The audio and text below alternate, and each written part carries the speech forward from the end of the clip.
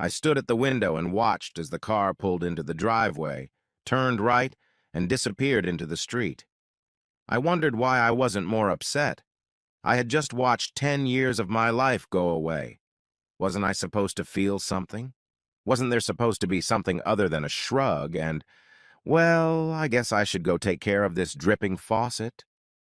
Turning around and heading for the kitchen, I replayed the events of the last half hour in my head. Upon returning from work, I found my wife Peggy sitting at the kitchen table with a full glass of wine. I knew something was wrong as soon as I saw her. First, she was home before me, whereas she usually didn't get home from work until a half hour to an hour after me. Secondly, there was nothing on the stove. And finally, a glass of wine. Peg rarely drank.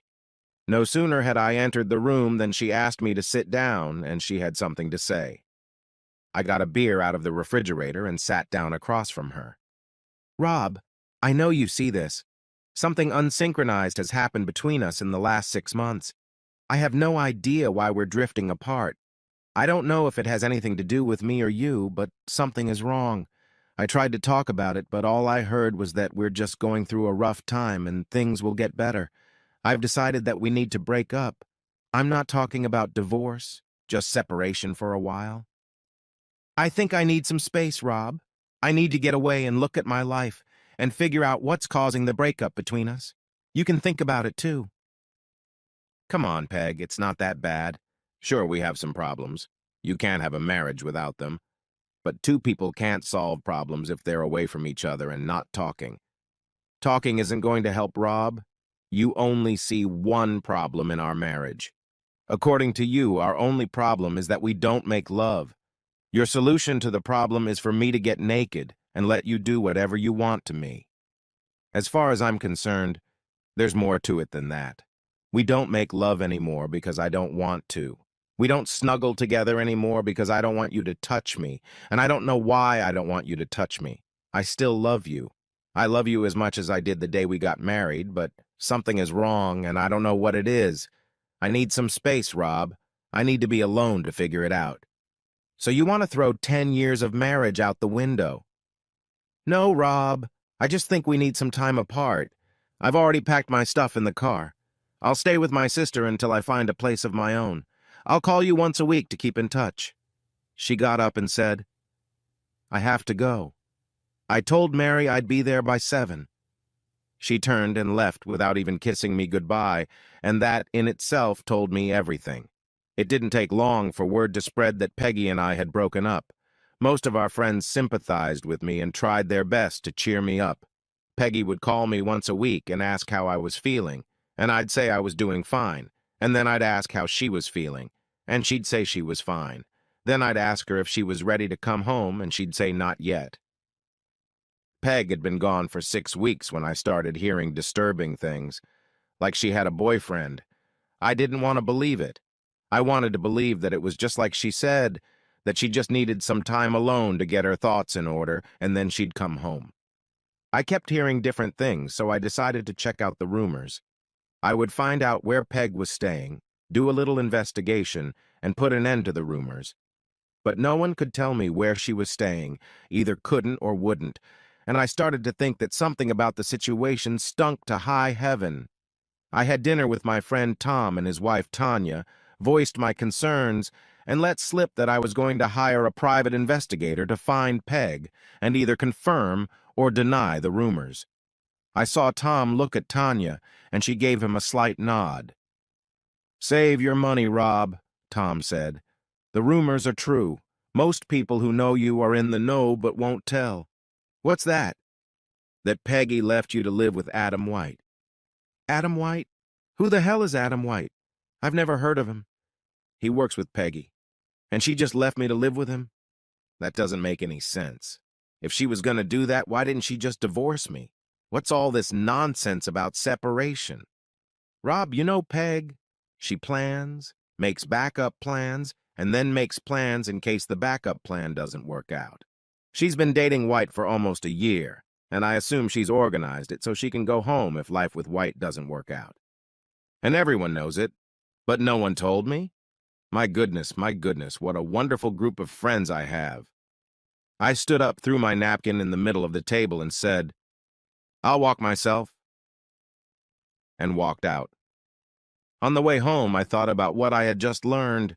No sex with Peg for over a year because she didn't want to make love to me. No snuggling with me for over a year because she didn't want me to touch her. And all the while she was tooting my horn. Like a fool, I sat at home like a good boy and behaved myself while I waited for the unfaithful whore to come back. And all my friends, my wonderful friends, knew about it, and they just let me sit there and stare at the walls and wait. Well, the waiting was over. The next morning, I made an appointment with the Corliss Detective Agency and gave them an advance. I told them where Peg and her boyfriend worked and told them I needed all the dirt they could get for me, and then I went home and started making a list of everything I needed to do to break my relationship with Peg. I'll wait until I get the report from the detective agency. But when I get it, I'll have the list, and I'll be ready. Once the list was made, I leaned back in my chair and thought about something else I needed to do. I hadn't had sex in almost 16 months, because Peg had turned me down for a year, and then the separation. I'd been a perfectly faithful husband, but now that I knew what Peg was doing, I was damn sure I wasn't going to stay chaste any longer. I was sitting at the kitchen table, sipping a beer and making plans to end the long, dry spell, when I remembered what Tom had said about Peg. She had planned the whole thing. Having lived with her for so long, I knew it was true. To me, that meant she had plans for this one, plans based on how she thought I would react to it. And the biggest plan was how to shove it up my ass if she decided that living with White was what she really wanted. I could see that she was watching me so that if I went out and dipped the wick, she could use it against me in the divorce. Suddenly, the list I had made was useless, because she could plan my reaction exactly that way. The new list was taking shape. I could see that a lot of the things I wanted to do needed to be done right now, not left until the last minute. And there were some things I could do to shove it up Peg's ass and make her bleed. I smiled at the thought and wondered if she had a plan for such an eventuality. The next morning, I went to the bank to deposit my check, and while I was there, I checked the safe that Peg and I had. I could see from the register that Peg seemed to check the box at least once a week, and I could see that she was watching me, and that at the first sign that I was on to her, she would respond. I thought about that for a minute, and then I took the 5 certificates of deposit out of the plastic envelopes, went upstairs, and used the bank's copy machine to copy all 5, and then put the copies back in the envelopes in the box. Unless Peg took the discs out of the envelopes to check them, she would never know about the switch. Then, since I knew Peg was checking me out, I took my passport out of the box and carelessly mentioned to the woman at the bank, as she put the box back, that I was going to Mexico for a fishing trip. I walked out of the bank with 5 CDs in my pocket. I went to the bank an average of 2 times a week, and each visit I cashed in 1 CD, paid an early withdrawal fee, and then stashed the cash when I got home.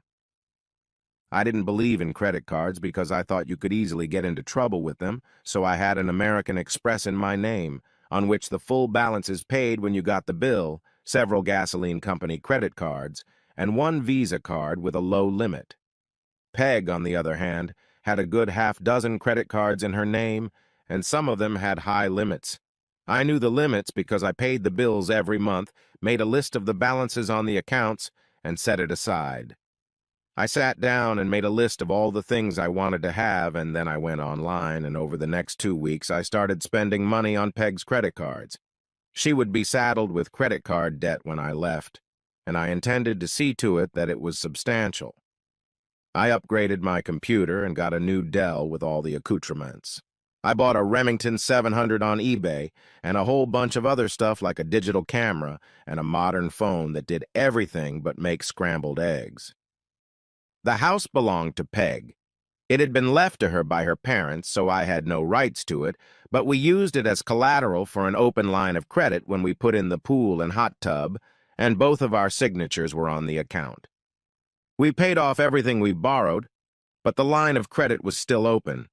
If I timed it right, I could draw the line before she realized what I was doing. I used to wonder why.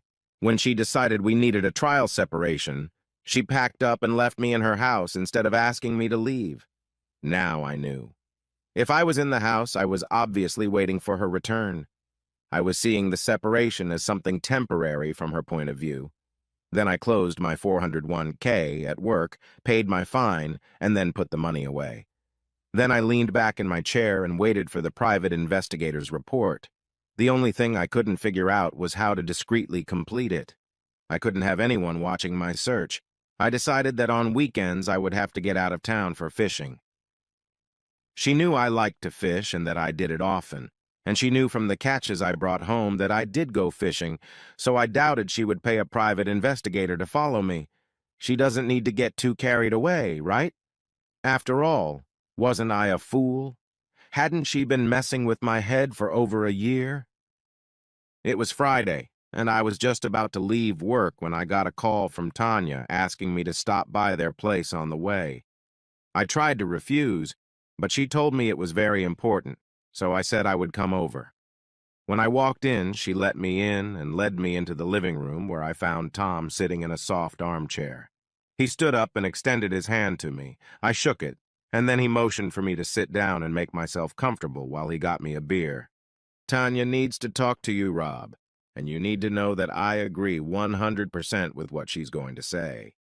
He left the room and headed for the kitchen, and I looked questioningly at Tanya, and she said, "You're going to need some beer." Tom came back and handed me a Bud Light and said, "I've got some things to do, and I probably won't be back until midnight. I'll see you later." And he headed for the front door, and I heard it open and then close behind him. The door closing was the signal for Tanya to start talking. "Rob, you hurt us when you ran away from us the night you were here for dinner." I started to say something, but she held up her hand and said, "Let me finish. You were right, but it still hurt. In our defense, all I can say is that we really like you and we didn't mean to hurt you. It's made a little more complicated by the fact that Peg and I are friends too, and we were hoping she would get her act together and come home to you where she belongs. We know you love her, or at least you did, but we didn't know if that was enough for you to forgive her, so we kept quiet. If you were together again, you wouldn't need to worry about forgiveness and forgetting. That's our apology. But it's only part of why Tom and I wanted you to stop by. We know you, Rob, and we know what kind of guy you are. You wouldn't cheat on your wife like you wouldn't rob a bank. How long has it been since you last had sex?" The question caught me off guard. For the first time, I noticed how Tanya was dressed. A deep-cut blouse that showed off ample cleavage, a short skirt and high heels that showed off marvelous legs, and friend or no friend, I couldn't help but get a boner. Then I remembered Tom's comment, "I'm 100% on board," and I had an idea where things were going. In a muffled voice, I said it's been a year and a half. She leaned toward me, and I peeked under her blouse as she said hoarsely, "I'd like to change that, Rob. Tom is my friend, Tanya. I can't do this to him."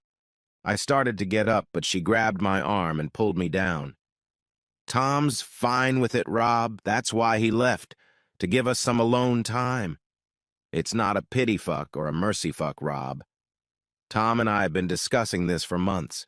You have what we need, so hopefully I can help you and you can help us." "I don't understand. Honestly, Rob, Tom is infertile and we want a baby. We want you to give it to me." I was stunned. I sat there staring at her in a daze. When I finally found my voice, I said, "You just said you know I'm not cheating on Peg." "Yes," she said, putting her hand on the lump on my pants. "But that was before you knew what Peg was doing. Now you know you're free from your vows to her." "But why me?" "We want it to be someone we know, not some anonymous sperm donor. We also want the father to be a part of the baby's life. You'll be the godfather and you'll always be there for him, like Uncle Rob."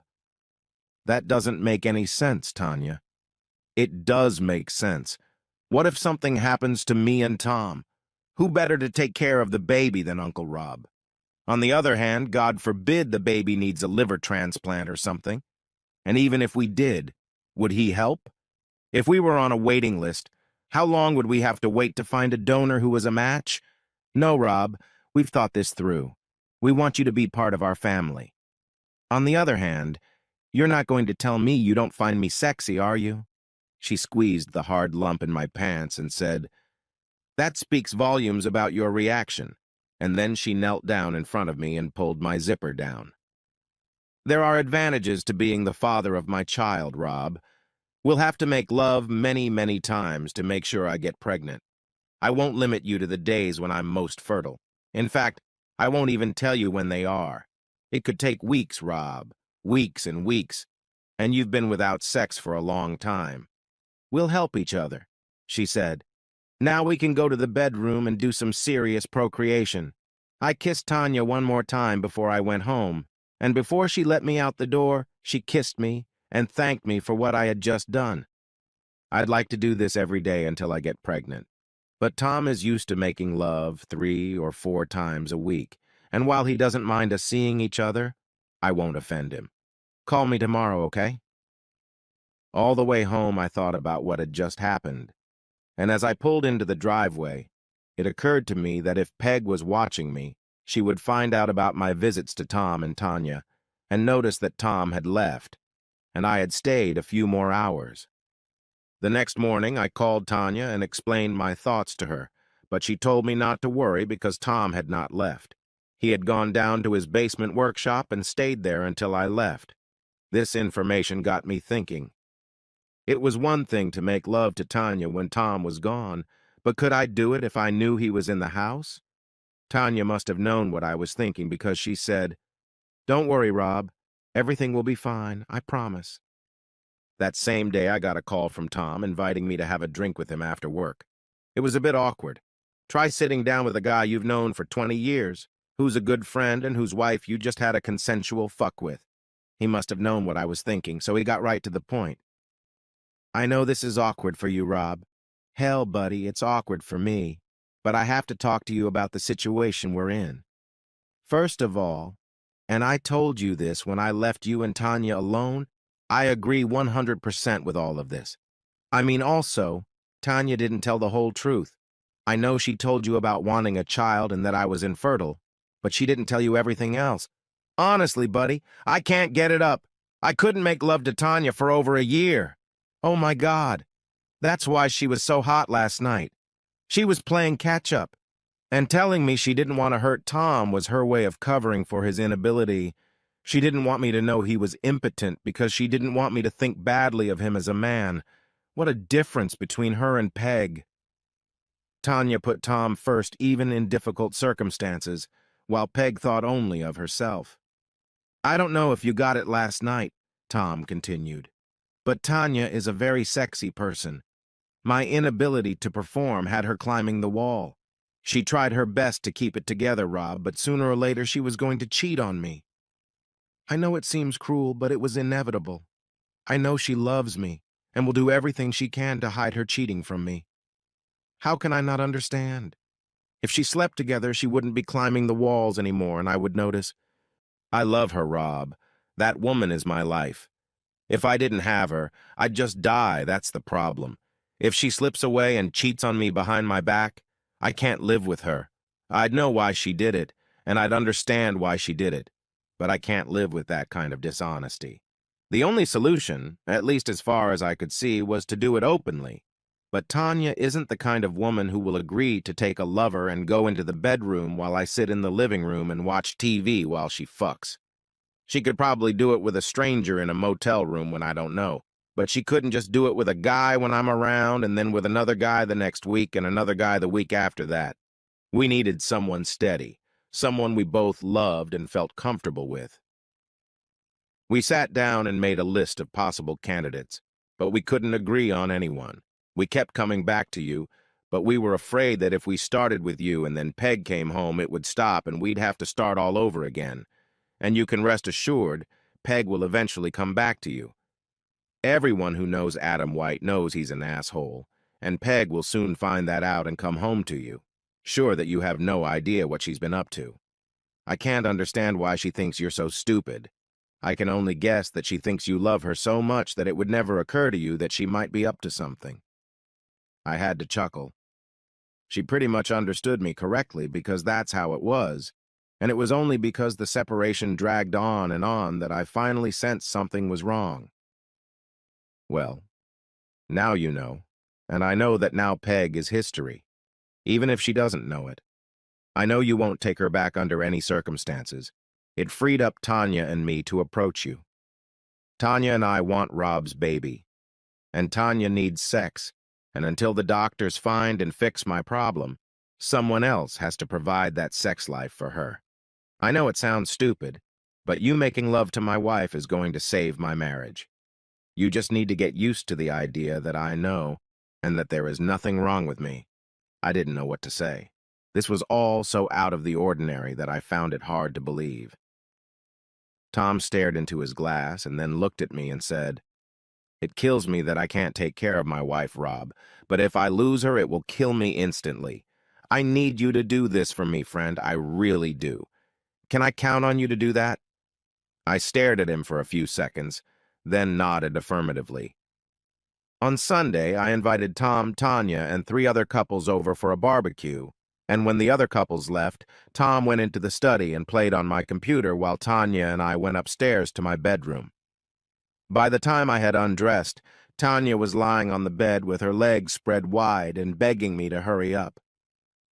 After an hour, Tanya looked up at me and said, "And Peg got away with it? That woman must be crazy or stupid." I could see that Tom knew what he was talking about, that Tanya was very sexy. She barely pulled away from me a third time before I walked her and Tom to the car. Tom shook my hand, Tanya kissed me on the cheek, and we all agreed that the day had been a success and that we should do it again soon. Any observer would have assumed we were talking about a barbecue. Monday afternoon, I met with John Abbott of the Corliss Agency, and handing me the report, he said, "Every time I do one of these things, I hope it's just a misunderstanding and that nothing is going on, but there's no doubt about it here. Your fee also covers our appearance in court on your behalf if what you decide to do goes to trial." I shook his hand, walked out of his office, and on the way home I wasn't at all as pissed off as I thought I would be. Probably because I had already accepted that it was true, and by the time I got the report, I had it all sorted out in my mind. What am I going to do about this situation? Nothing that I hadn't already done. The only thing I had to do was to get the line of credit in place in time so that Peg wouldn't find out about it until it was too late. I'll meet with a lawyer and get the paperwork done, but I won't file it until I'm ready. For the next 5 weeks, we met with Tom and Tanya 3 or 4 times a week, either at their place or mine. They started a rumor that I was going through a rough patch and that they were spending time with me trying to cheer me up. Peg called me every week, but I stopped asking how she was feeling and when she was coming home. Finally, I'd had enough. I wrote checks on the line of credit, and as soon as they ran out, I found an apartment, moved out of the house, and served Peg with divorce papers. Instead of adultery, they cited irreconcilable differences. I did this so that Peg wouldn't know I knew about White. She'll see it as my way of encouraging her to decide to come home. She'll call me, write some nonsense about me overreacting, and then probably suggest we meet somewhere for drinks and dinner, where she'll try to calm me down and talk some sense into me. I'll agree to meet her, listen to her, and then tell her I'll think about it. That will give me a few days to clear my line of credit and clear my checking and savings accounts. It went exactly as I had envisioned. First, she called me and told me I was being unreasonable, that there was no need to get lawyers involved. I told her I was tired of the neither fish nor fowl situation. "You don't want to be with me, so it's time for me to accept that and move on." I agreed to meet her at Angelo's. It was the first time I'd seen her since she left me, and she looked good. I would miss her. Thunderstrike me, I really do, because it was obvious to me that I still loved her, but even if she came back to me, I knew I could never live with her again. But I didn't tell her that. Instead, I sat there and listened to her feed me a line of bullshit.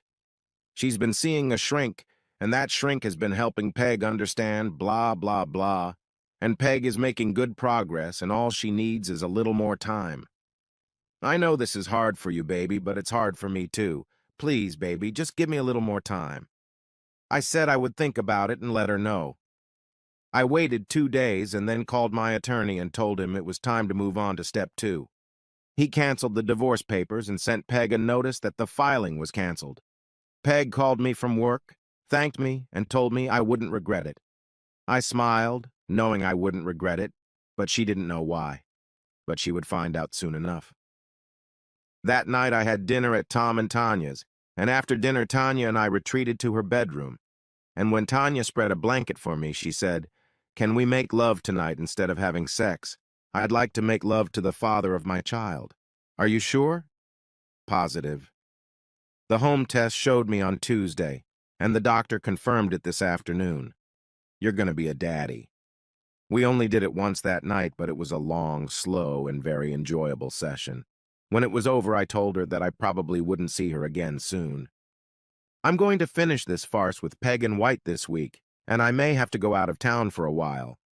Don't do anything too drastic, love. I need my baby's father around. This must be about Tom. You need to start thinking like that. You know what I mean, lover. Just because I got you doesn't mean I don't need you anymore. Adam White was a member of the Fraternal Order of Eagles, and he hadn't missed a meeting since being elected Sergeant at Arms. He left Wednesday's meeting in good spirits, for after talking to several of the most influential members, he believed he had a chance if he ran for a higher office in the order. In an equally good mood, he got out of the car in the parking lot of his house. He locked the car door, turned around, and felt a blinding pain before everything around him went black. He was found by a neighbor who called 911, and the paramedics who responded to the call took him to the emergency room at the hospital, where it was discovered that both of his arms and both of his legs were broken, and his genitals were damaged so severely that both of his testicles had to be removed. He was in great pain when he opened his eyes and saw that he was in a hospital room and found that he could not move. He had plaster casts on his arms and legs and was in traction. He saw Peggy standing next to his bed with a look of horror on her face before he passed out again.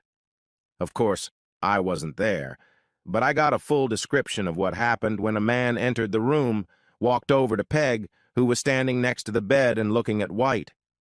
The man asked if she was Margaret Olson, and when she said yes, he handed her some papers and told her she had been served. She looked confused as she opened the envelope and saw that she was being sued for divorce. Only this time the grounds were infidelity. She looked at the word infidelity, and then at the wreck lying on the bed in front of her, and her face lost all its color and took on a frightened expression when she realized what it meant. She moaned, "Oh my God," and then sat down in a chair and cried. The police asked me where I was that night. Turns out I was at a poker game that started an hour before the Eagles meeting and went on for another hour after White went into the hospital. Peg paid for my alibi, even though she didn't know it. The guys were on my side and would have done it for free, but I used her credit to show my appreciation. Home Shopping Network took her Visa card number for the digital cameras I gave Bill and Steve. eBay took her MasterCard for the laptop I gave Mike and the 19-inch flat panel monitor I gave Phil. It even paid for the aluminum baseball bat. I took a 2-month vacation. When the police were satisfied that I had nothing to do with White's misfortune, I went fishing in Mexico. Before I left, I told my lawyer not to push for a divorce, but to just leave things as they were until Peg started fighting back, then quit. We would stay married, but I would have nothing to do with her. I called Tom and Tanya once a week to see how things were going, and they told me that Peg was back in the house. And as far as I could tell, true love must not have been in Peg and White's equation because she never went back to him after the day she was served next to his hospital bed. The credit card bills started coming in, and she must have discovered that the savings and checking accounts were empty, the line of credit was tied up, and the CDs in the safe deposit box were fake because Peg was desperate to find me, and no one could tell her where I was. My boss, who knew the whole story, told her I was gone. He told her I just showed up one day, told her I was leaving, and asked for my check.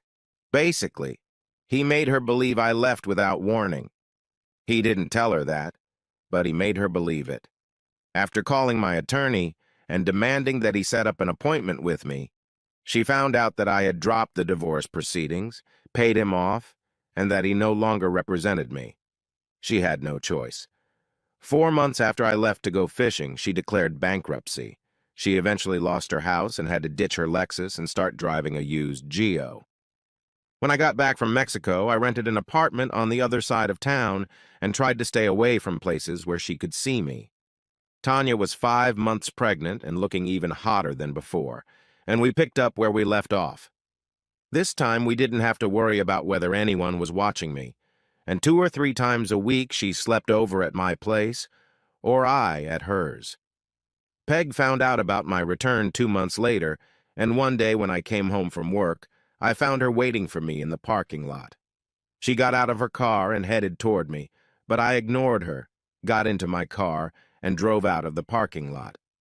In my rearview mirror, I saw her rushing to her car and slowed down so she could keep me in sight. I would talk to her, but not in the parking lot at work. I drove so she could easily follow me, and about 10 minutes later pulled into the parking lot at Bud's Grill Bar. When she parked, I was already inside and sitting at the bar ordering a Bud Light. She walked in, looked around, saw me, and headed towards me. She was already mumbling something as she approached. "Don't think you can run away from me, you bastard." I know Peg, and so I knew what she would do, so I turned around on the stool and caught her hand. I squeezed it as hard as I could, and she yelped in pain when I said, "I have every reason to want to hurt you, Peg, so you'd better not push me too hard. Keep your hands to yourself unless you want to feel real pain." I let go of my wrist and said, "I wasn't running from you. I was going slow and careful so you could follow me here. I wasn't going to air your dirty laundry in the parking lot where I work. It doesn't matter here because everyone here already knows you're a whore. I want to talk to you." "I don't want to talk to you. I've heard enough of your lies. I want my money back." "What money is that, Peg? You owe me the money you took for the house, and half of everything else was mine, and I want it." "Well, you're not going to get it, Peg. My position on this is that it's compensation for what you did to me. What do lawyers say when they sue? Compensation for pain and suffering and loss of marital rights. I think what I got almost covers the pain and suffering I went through. I didn't have sex for a year and a half while you gave it to someone else, and I was humiliated when everyone I knew looked at me like I was a stupid cuckold." "Damn you, Rob. You made me lose my parents' house." "Come on, Peg. It couldn't have meant that much to you since you went to live with another man." "What's he got to do with it?" "I want my money." "Here's the news, Peggy. You're not getting a dime from me. You tried to fuck me, but you got caught and I made you pay. Live with it. We'll see what the court says." "It doesn't matter what it says, Peg. Here's how it's going to work. You'll have to hire a lawyer and sue me so the court can order a division of property. Once you sue, I'll countersue. A good lawyer can drag out a case for 6 to 8 months, and all that time you'll be paying your lawyer. Can you afford to pay him without getting anything? I have all the evidence I need to fight you in court, and if I win, you get your ass kicked. The worst-case scenario for me is that I get ordered to divide the assets. I say, 'Okay, Judge,' and I walk away. You and your attorney wait and wait and wait for the money, but the money doesn't come. You call me, but I don't answer the phone, so the lawyer you're still paying goes back to court and gets a court order directing me to pay by such and such a date. You and your lawyer wait and wait and wait, and when the deadline comes, you still don't get a dime from me. Your attorney billing you for your time goes back to court and gets a judgment against me. I have no savings or checking accounts to close. My car is leased, so nothing for you there. I live in a furnished apartment, so you can't get anything there. All you can do with a judgment is steal my paycheck. And the first time I get a paycheck that's been stolen, I'm out of a job. So what do we have here, Peg? Good years of attorney fees out of your pocket, all for maybe $200 out of one paycheck. All that's left is to go back to the judge and have him threaten me with jail for contempt of court if I don't do his bidding. All you'll get, Peg, is a postcard from me from some little fishing village in Mexico where I'll live until my money runs out. And thanks to you, I have something else. Face it, Peggy. You fucked me, you got caught, and I got even. Consider yourself lucky. Think about what happened to your boyfriend and consider yourself very lucky. He lost his balls and now he'll never be able to sleep with another man's wife. You, on the other hand, can still get laid by anyone. I knew it. I knew you had something to do with what happened to Adam. What you think you know and what you can prove are two very different things, Peg. By the way, how's your novel coming along? From what I hear, you haven't seen the poor guy since the first day he was in the hospital. What's the point? You took away the only thing he had. Oh, that's harsh, Peg, even for you. It's true. He was very well endowed and was a wonderful lover, but eventually I'd get tired of him and come home. Oh, dear Peg, if I'd only known. All this trouble could have been avoided if I'd known you'd come back to me someday. Oh, shit. I guess I've made a mess of things by my actions, haven't I? I'll have to take that regret to my grave. Oh, what a joyful life it could be if we communicated better. You can be such an asshole. Yes, Peg, and you're a worthless phony. I finished my beer, stood up and sang, "Bless you," and walked out of the bar. 3 days later, I was served with divorce papers, citing irreconcilable differences. I made no objection, and she received half of the marital assets, and I was ordered to pay her back the money I had borrowed. I wished her luck in getting anything and threw the final decree in the trash. She must have believed me when I predicted to her how things would go, because I never heard from her again. One interesting thing came out of this mess. Everyone was in agreement that White was an asshole, but even assholes can have a friend or two, and one of them was Peggy's boss.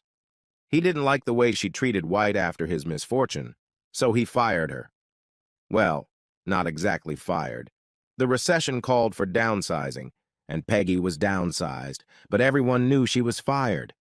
She couldn't find work in our area, so she moved to California, where she had relatives, and no one, not even her sister, has heard from her since. Plus plus plus plus plus plus plus plus plus plus plus plus plus plus plus plus plus plus plus plus. There is one more chapter to this story. It was a sad ending, but at the same time, a glorious beginning. Tanya had given birth to a beautiful baby girl, and Tom loved her and spoiled her terribly. Uncle Rob was a regular visitor and spent many, many hours crawling around on the floor with little Martha. Tom never told Tanya and me the whole story. He knew why he had erectile dysfunction but kept it hidden even from Tanya. He had cancer that wasn't treated in time, and the cancer spread.